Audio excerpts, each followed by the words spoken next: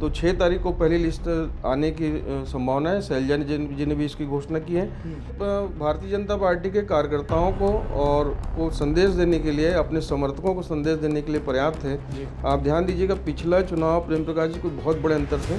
एक और सवाल सबसे बड़ा, क्योंकि बीजेपी की 21 प्रत्याशी जो आए, लिस्ट आई, उसके बाद एक और सवाल है कि दूसरी लिस्ट कब आ रही है और कितने लोगों की लिस्ट रहेगी और कौन सी सीट हो सकती है? यशवंत, जो देखिए भारतीय जनता पार्टी ने जैसा सरप्राइज किया है ना, तो विधायक देवेंद्र यादव प्रगति यात्रा शुरुआत की थी, 251 किलोमीटर चलने वाले, और सेक्टर 9 से उन्होंने अपनी यात्रा की शुरुआत की है। तो उसके पीछे भी कहीं ना कहीं मैसेज होगा। हाँ, और यात्रा कितनी काम आने वाली है? सेक्टर 9 एक्चुअल में प्रेम प्रकाश पांडे जी का निवास सेक्टर है। अभी जिले की बात कर रहे थे, एक सीट हमारे जिले में एक और है, अहिवारा की सीट, मंत्री गुरु रुद्र कुमार की सीट है। चर्चा जो मुझे जहाँ तक आपको जो खबर मेरे पास आई, शायद आपके पास भी आ गई होगी कि मंत्री जी सीट चेंज कर रहे हैं इस बार भी। सितंबर महीना भी काफ़ी टाइट रहने वाला शेड्यूल सबके लिए, नेताओं के लिए भी, हम पत्रकारों के लिए भी, कि बड़े बड़े नेताओं को कवरेज करना है। फौरी तौर पे भी जो कार्यक्रम में देख रहा था, तो 2 सितंबर को यूथ का एक सम्मेलन है रायपुर में, जिसमें कांग्रेस के पूर्व राष्ट्रीय अध्यक्ष राहुल गांधी आने वाले हैं। 8 सितंबर को गुरु जी खुद चुनाव लड़ रहे, तो लोकतांत्रिक व्यवस्था में गुरु का आशीर्वाद अगर एक बतौर जनप्रतिनिधि क्षेत्र के लोगों को नहीं मिलेगा, तो मुझे नहीं लगता कि गुरु जी के लिए सुरक्षित सीट है। नहीं लगता है अरुण बोरा चुनाव लड़ेंगे। अरुण बोरा बेहद सज्जन व्यक्ति हैं और लगातार सक्रिय रहते हैं। आम लोगों से सीधे उनका कनेक्शन है। सुबह 9 बजे निकल जाते हैं गलियों में वो। गुरु रुद्र कुमार का रिपोर्ट वहाँ पब्लिक में आक्रोश भी कहीं न कहीं पहले दिन से रहा है, कहीं न कहीं दिखता है। और गुरु जी का दर्शन जो है क्षेत्र के लोगों को नहीं हो पाया अभी तक। कोई भी प्रत्याशी या जीता हुआ विधायक या मंत्री अपने मन से अपनी सीट नहीं बदल सकता। मतलब चॉइस नहीं है, ऐसा अधिकार नहीं करके पॉलिटिकल अफेयर कमेटी की उस मीटिंग अब में। वो कहाँ तक वो जाएगा, ये आने वाला समय बताएगा। एक सर्वे कल से शुरू हुआ है सभी सीटों में, दुर्ग में, रायपुर में, राजनांदगांव, मुंगेली, बिलासपुर जिले में। तो जितने बड़े दावेदार हैं, जिस राम विचार नेताओं को रामानुजगंज उतार दिया, इस कद के जितने बड़े नेता हैं, सबको चुनाव लड़ाने की तैयारी हो रही है। इसका एक वैशाली नगर विधानसभा में एक अनार 100 बीमार वाली बात होगी। बीजेपी में भी, कांग्रेस में सभी में है यशवंत, क्योंकि विधायक जो थे भाजपा के विद्यारतन भसीन जी, उनका निधन हो गया है। उनके जाने के बाद भारतीय जनता पार्टी के हर दूसरे नेता को ये लग रहा है कि हमको टिकट मिल जाए। छत्तीसगढ़ में चुनाव का माहौल शुरू हो चुका है, यानी कि चुनाव में अब ज़्यादा दिन नहीं बचे हैं। जो भी बातें होगी वो सब चुनावी बातें होगी। तो आज हम बैठे हैं फिर से एक बार आप सबके बीच, वो सारी खबरें जो एक हफ्ते में बीती हैं और आने वाले हफ्ते में क्या कुछ होने वाला है, तमाम विषयों को लेकर मेरे साथ आलोक तिवारी जी हैं, हरिभूमि के ब्यूरो चीफ है, जिनकी बातें लगातार सच हो रही है, सटीक बातें हो रही है। फिर से आज हम बात करने हैं वही विषयों पर, जो विषय जो हो चुके हैं और आने वाले क्या क्या मुद्दे हो सकते हैं, क्या क्या टॉपिक हो सकते हैं जो आने वाले समय में आपको चुनावी चीज़ें देखने को मिलेगी। भैया, एक हफ्ते में काफ़ी कुछ बीता है, छत्तीसगढ़ में चुनावी माहौल शुरू हो चुका है। जो मैंने कहा वो माहौल तो आ ही गया, लगभग हर दूसरी बातें चुनाव को लेकर बातें कर रहे हैं। कांग्रेस में क्या चल रहा है अभी? और भारतीय जनता पार्टी अपनी पहली लिस्ट जो 21 विधानसभा क्षेत्रों में जारी की है, उसको लेकर के 2-3 दिन के भीतर जो स्थिति बनी यशवंत, उसमें विरोध के स्वर भी सुनाई देने पड़े हैं। राजिम, सराईपाली, अम्बागढ़, मानपुर मोहला और प्रबोध मींज वाली जो लुंड्रा की सीट है, उसको लेकर के वहाँ थोड़ा असंतोष दिख रहा है। स्वाभाविक है कि बिना कोई दावे के, बिना कोई प्रक्रिया के, सीधे केंद्रीय समिति ने अपने फीडबैक के आधार पर जो उम्मीदवारों की घोषणा की है, उसको लेकर के अन्य दावेदारों में नाराजगी संभव है। लेकिन भारतीय जनता पार्टी संगठनात्मक रूप से बेहद मजबूत है और जल्दी ही स्थिति नियंत्रित हो जाएगी, ऐसा मुझे लगता है। कांग्रेस में जो चल रहा है, कांग्रेस में अभी 22 तारीख तक तो आवेदन ही लेना है दावेदारों से, ब्लॉक अध्यक्षों को। 24 तारीख को ब्लॉक अध्यक्षों की बैठक, ब्लॉक अध्यक्ष अपनी कार्यकारिणी की बैठक लेकर के 5 प्राथमिकता के आधार पे पैनल बना करके प्रदेश कांग्रेस कमेटी को बंद लिफाफे में नाम सौंपेंगे। उसके बाद कांग्रेस की प्रक्रिया शुरू होगी। यानी कि पैनल जो है ब्लॉक लेवल पे बन जाएगा। 5 लोगों का पैनल ब्लॉक लेवल पे बन जाएगा।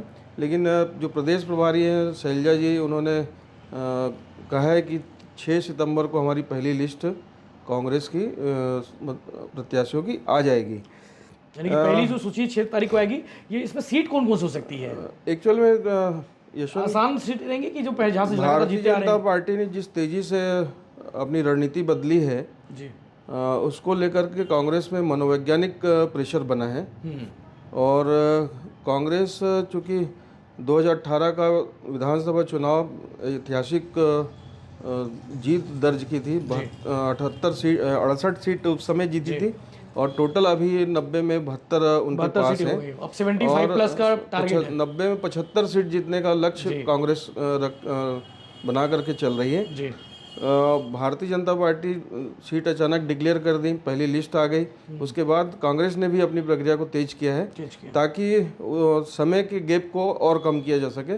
तो 6 तारीख को पहली लिस्ट आने की संभावना है। शैलजा जी ने भी इसकी घोषणा की है। कौन सी लिस्ट होगी ये देखने वाला होगा, क्योंकि सीट में नाम कौन से होंगे?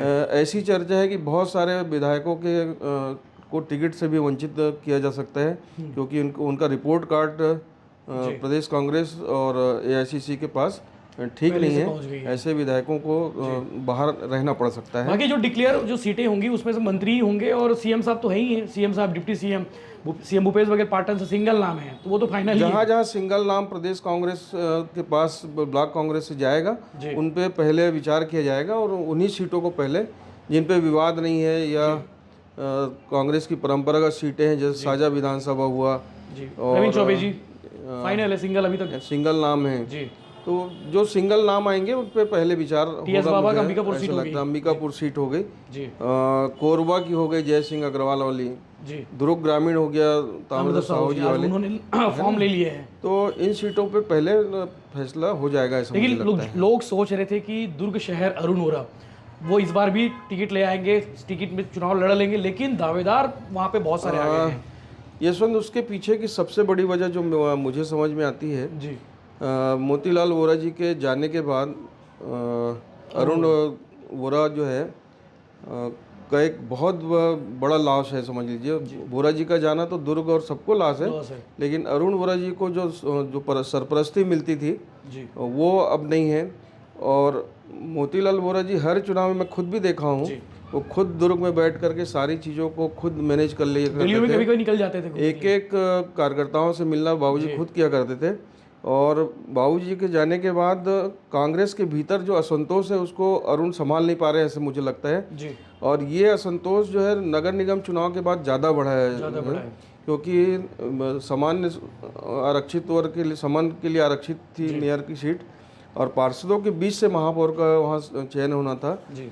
और प्रदीप क्या धीरज बाकलीवाल जी वहाँ के मेयर हैं, वो अरुण वोरा के बेहद करीबी हैं जी। और अरुण वोरा का कहीं न कहीं उनको सपोर्ट मिला इस कारण वो महापौर बन सके, जिसकी वजह से जो सीनियर पार्षद थे गनी खान, मदन जैन, ये RN वर्मा जी, तो ये सब स्वाभाविक नाराजगी थी और ये नाराजगी लगातार बढ़ते जा रही। यही वजह है कि आज वहाँ राजेश यादव पुराने यूथ कांग्रेस के अध्यक्ष भी हैं और अभी सभापति हैं, वो खुद भी दावेदारी किए हैं। मदन जैन भी टिकट मांग रहे हैं। ताम्रध्वज साहू के कट्टर समर्थक पार्षद हैं ऋषभ जैन, वो भी टिकट मांग रहे हैं। और अफ्ताब अहमद तो खैर पुराने नेता है, तो इस तरह से दावेदारी वहाँ बढ़ने के आसार हैं। पार्टी उन नामों पे कंसिडर करेगी ना, मतलब चर्चा करेगी? चर्चा तो करेगी, लेकिन अरुण वोरा की टिकट कटेगी ऐसा मुझे नहीं लगता है। अरुण वोरा चुनाव लड़ेंगे।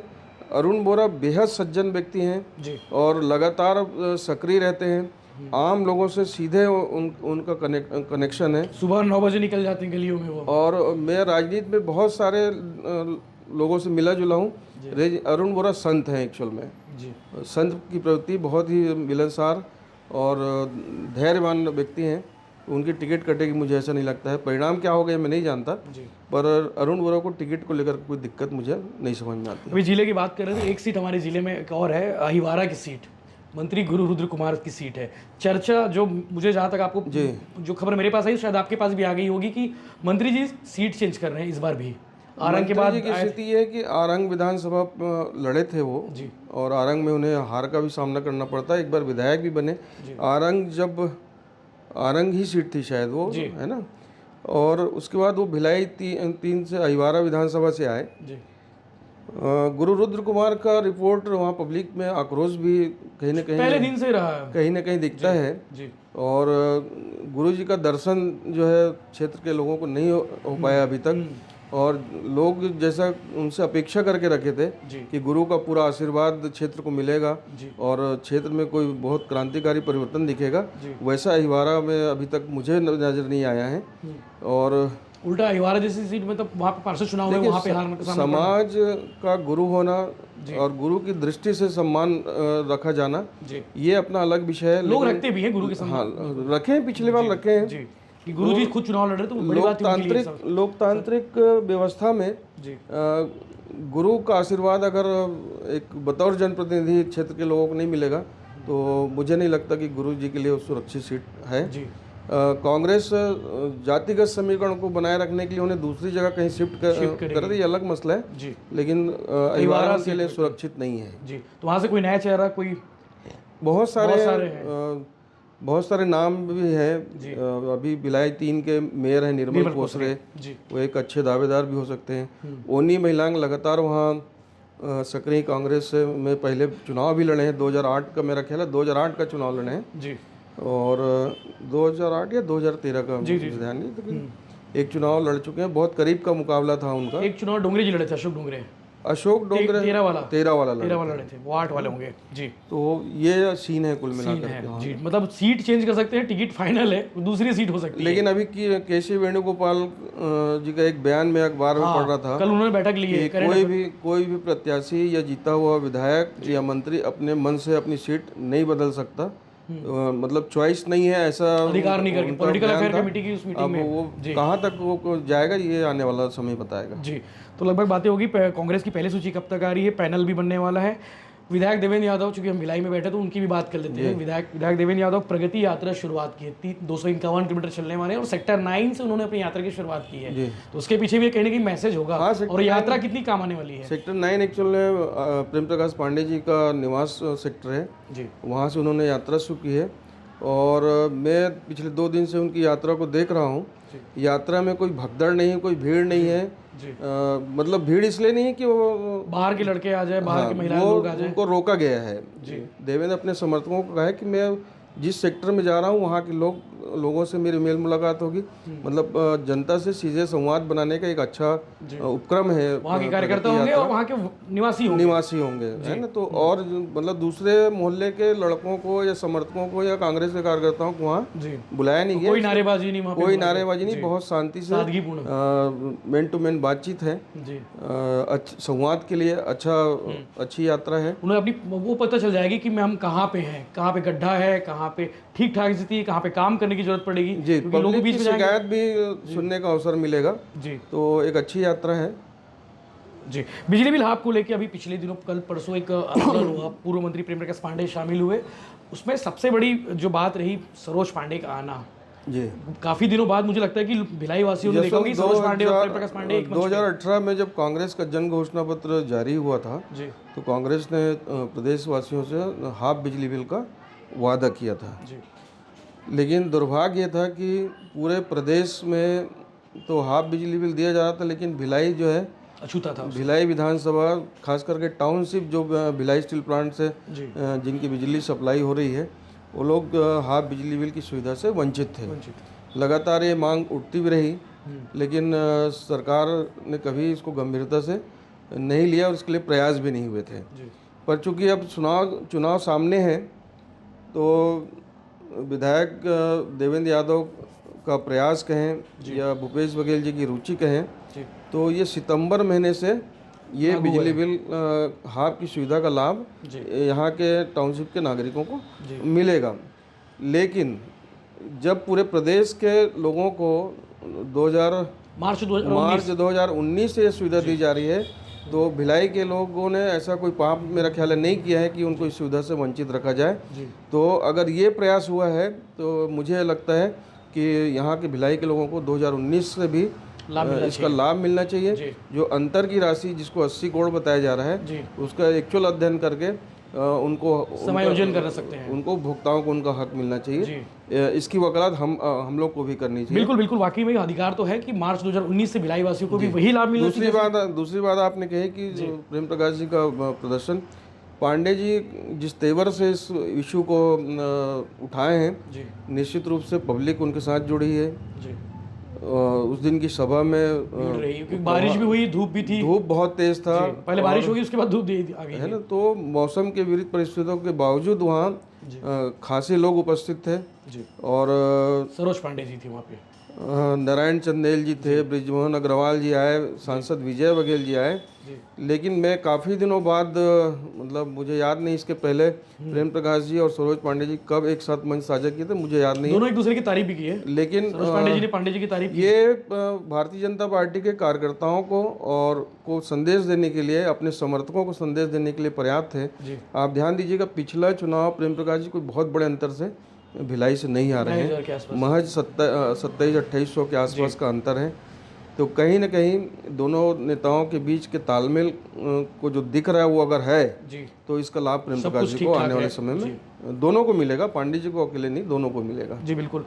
तो मतलब कहीं ना कहीं फायदा होगा उससे। बीजेपी को चार्ज भी, उस दिन बीजेपी चार्ज भी हुई है। मैं तो दो तीन समर्थकों से, दोनों सरोज जी के और प्रेम प्रकाश जी के दोनों समर्थकों से मेरी बातचीत हो रही, बड़ी प्रसन्न थे कि कम से कम किसी बहाने तो हमारे नेता आपस में आए। रिश्तों में जमी बर्फ पिघली है, बिल्कुल निश्चित रूप से इसका सुखद परिणाम भी कार्यकर्ता भी चीज को महसूस कर पाए होंगे कि भाई आपस में हम लोग लड़ना बंद कर दिया, अब नेता आपस में उधर मिल गए तो हम लोग को भी मिल जाना चाहिए। साफ साफ संदेश है। बड़े नेता आने वाले सितंबर महीने में, क्योंकि काफी सितंबर महीना भी काफी टाइट रहने वाला शेड्यूल सबके लिए, नेताओं के लिए भी, हम पत्रकारों के लिए भी, कि बड़े बड़े नेताओं को कवरेज करना है। फौरी तौर पे भी जो कार्यक्रम में देख रहा था, तो 2 सितंबर को यूथ का एक सम्मेलन है रायपुर में, जिसमें कांग्रेस के पूर्व राष्ट्रीय अध्यक्ष राहुल गांधी आने वाले हैं। 8 सितंबर को एक बड़ा कार्यक्रम राजनांदगांव में है, कांग्रेस जनों का सम्मेलन जैसा कार्यक्रम है, तो उसमें मल्लिकार्जुन खड़गे जी आने वाले हैं। प्रियंका जी अब बस्तर आके गई हैं, अभी हाल में गई हैं। तो कहीं ना कहीं का पूरी तरह चुनावी रंग। अमित शाह जी भी आने वाले हैं। अमित शाह तो लगातार। हाँ, एक चीज़ और मैं आपको बता दूँ कि भारतीय जनता पार्टी मध्य प्रदेश और छत्तीसगढ़ का जो चुनाव लड़ रही है वो अमित शाह सीधे मॉनिटरिंग कर रहे हैं और माइक्रो ऑब्जर्वर हैं उनके, जो हर पल की रिपोर्ट उन तक पहुंचा रहे हैं। सब कुछ खुद ही डील कर रहे हैं, सब कुछ खुद ही कर रहे हैं और मतलब बहुत टाइट मामला जाएगा आगे। संगठन के नेताओं के लिए भी स्थिति है कि मतलब हर चीज़ उनको रिपोर्ट देनी है, कहीं कोई गड़बड़ी नहीं होनी चाहिए, जो कह रहे हैं तत्काल होना चाहिए। एक और खबर है कि सत्यानंद शर्मा जी इस बार चुनाव नहीं लड़ रहे, मतलब सीनियर नेता हैं, तो उनके जैसे और कोई नेता तो नहीं कि और भी जो नहीं लड़ सकते वाले। अविभाजित मध्य प्रदेश के दौर से सत्यनारायण शर्मा जी का विराट कद रहा है और छत्तीसगढ़ राज्य का निर्माण हुआ तब सत्यनारायण शर्मा जी मुख्यमंत्री पद के भी दावेदार थे। दिग्विजय सिंह के कैंप से उनका नाम चलता था। सत्यनारायण शर्मा जी सीनियर विधायकों में शुमार हैं, लेकिन मंत्री भी रहे। लोकसभा रायपुर का चुनाव भी लड़ा था उन्होंने। तो मुझे लगता है कि उम्र की भी अपनी सीमा है, इसलिए उन्होंने स्वयं आगे बढ़कर ये कहा है कि चुनावी राजनीति के अब वो हिस्सा नहीं रहना चाहते हैं। वो अपने बेटे पंकज शर्मा को बहुत आगे बढ़ाए, जिला सहकारी बैंक के अभी अध्यक्ष भी हैं, जिला कांग्रेस कमेटी रायपुर ग्रामीण के अध्यक्ष रहे और शर्मा जी की जगह उन्होंने ब्लॉक कांग्रेस कमेटी के अध्यक्ष से खुद की दावेदारी पेश की है। और सत्यनारायण शर्मा जी ने उम्मीद भी जताई है कि जनता जैसे उनको आशीर्वाद देती थी पंकज को भी आशीर्वाद देगी। और दूसरी बात ये कि और भी ऐसे सीनियर नेता हैं जो अपने परिवार जन को आगे करना चाहते हैं। उनमें एक रविंद्र चौबे जी का भी नाम आ रहा था, पर खबर ये आ रही कि रविंद्र चौबे जी ये चुनाव खुद लड़ेंगे। उन्होंने अपनी दावेदारी की है। बिल्कुल। एक और सवाल सबसे बड़ा, क्योंकि बीजेपी के 21 प्रत्याशी जो आए, लिस्ट आई, उसके बाद एक और सवाल है कि दूसरी लिस्ट कब आ रही है और कितने लोगों की लिस्ट रहेगी और कौन सी सीट हो सकती है। यशवंत, जो देखिए भारतीय जनता पार्टी ने जैसा सरप्राइज किया है ना, तो उसको लेकर कोई अनुमान लगाना कल भी दे सकती है सीट कोई लेकिन जो सूचना है उसके मुताबिक सितंबर के पहले हफ्ते में 15 से 20 सीट बीजेपी और डिक्लेयर कर सकती है। ये सीट भी वही थोड़ा सा टफेस्ट सीट रहेगी, क्योंकि जहाँ पे हार रहे हैं, एक आध बार हारे हों। हाँ, बस एक आध बार हारे हैं, जीत की संभावना है उन सीटों पे हो सकती है।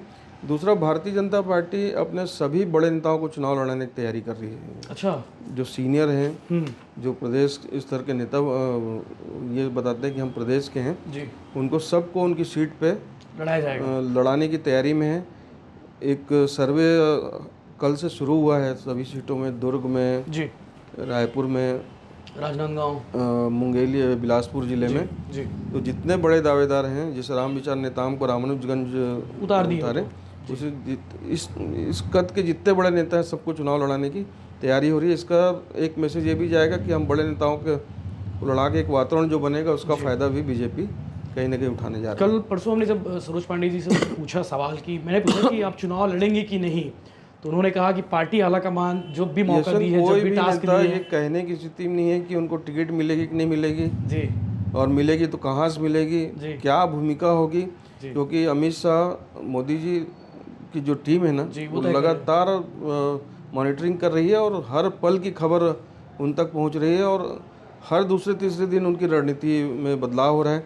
आप देखिएगा अभी विजय संकल्प यात्रा भी भारतीय जनता पार्टी की निकलने वाली है, जसपुर से बिलासपुर तक और दंतेवाड़ा से रायपुर तक। जी, तो इसकी रूपरेखा भी मेरा ख्याल देर रात तक आ जाएगी। कहाँ रूट भी तय हो सरकार के जाएंगे, खिलाफ मोर्चाबंदी है। उस यात्रा को लीड कौन करेगा। तो राज्य सरकार की खामियों को उजागर भी करेंगे, वादा खिलाफी को सामने रखेंगे, अपनी उपलब्धियों को भी बताएंगे और मोदी जी की उपलब्धियों को भी बताएंगे। जी, इस यात्रा के पीछे का भी मकसद ये होगा कि सामूहिक नेतृत्व में भारतीय जनता पार्टी चुनाव लड़ रही है और पूरी ताकत से भारतीय जनता पार्टी मैदान में आने की तैयारी में है।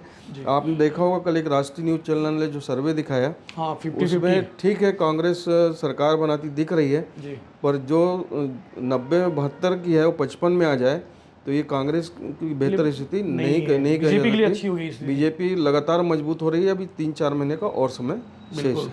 ये मान सकते हैं कि बीजेपी जो है अब मुकाबले में आ गई है। जब 2 महीने पहले जब हम बैठते थे तो बोलते थे, कल तक ये लगता था कि बीजेपी जैसा लड़ना है वैसा लड़ नहीं पा रही है, संगठन को की कमजोरियों को लेकर के बात होती थी।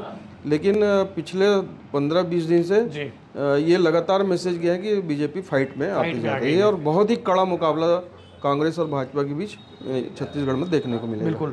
वैशाली नगर विधानसभा में एक अनार 100 बीमार वाली बात होगी, बीजेपी में भी, कांग्रेस में भी, सभी में है यशवंत। क्योंकि विधायक जो थे भाजपा के विद्यारतन भसीन जी, उनका निधन हो गया है। उनके जाने के बाद भाजपा भारतीय जनता पार्टी के हर दूसरे नेता को ये लग रहा है कि हमको टिकट मिल जाए। कांग्रेस आरएसएस का गढ़ मानते भी तो खुद को कल मैं जिला कांग्रेस कमेटी के अध्यक्ष मुकेश चंद्राकर जी, उनसे बात कर रहा था रात में, तो वो बताया कि आज मतलब कल 20 तारीख तक 36 लोग दावेदारी कर चुके थे।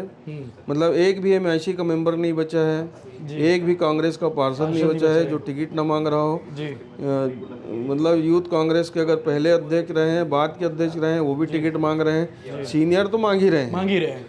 ये स्थिति दोनों पार्टियों के लिए खतरनाक होगी। जितने दावेदार होंगे उतने भीतरघात और अनुशासनहीनता की, असंतोष की संभावना, अनुशासनहीनता की संभावना लगातार पार्टी के बीच में बीजेपी में भी होगी। बीजेपी में मैं आपको पिछले बार भी बताया कि 2018 में वोटिंग के सहारे प्रत्याशी चयन की प्रक्रिया बीजेपी ने अपनाई थी, लेकिन लागू नहीं कर पाया और कुल मिलाकर के बीजेपी की दुर्गति हुई।